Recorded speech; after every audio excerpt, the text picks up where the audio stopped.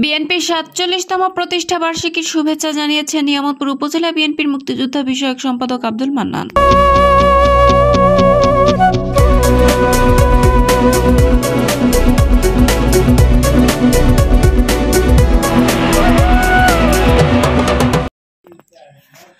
আসসালামু আলাইকুম। এডিপি বাংলার সংবাদে সবাইকে স্বাগত জানাচ্ছি। আমি সুমা আহমেদ।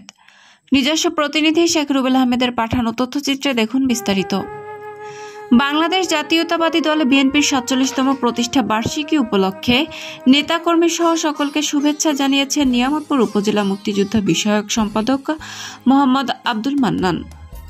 এক সাক্ষাৎকারে তিনি বলেন, বাংলাদেশ জাতীয়তাবাদী দল বিএনপির ৪৭তম প্রতিষ্ঠা বার্ষিকী উপলক্ষে নেতাকর্মী সহ সকলকে শুভেচ্ছা ও অভিনন্দন। ১৯৭৮ সালের ১ সেপ্টেম্বর জাতির এক মহাক্লান্তি লগ্নে বিএনপি প্রতিষ্ঠার মাধ্যমে দেশের মানুষের হারিয়ে যাওয়া গণতন্ত্র প্রতিষ্ঠা করেছিলেন শহীদ রাষ্ট্রপতি জিয়াউর রহমান। আব্দুল মান্নান আরও বলেন, বাংলার মানুষের অধিকার হরণ করেছে স্বৈরাচারী সরকার।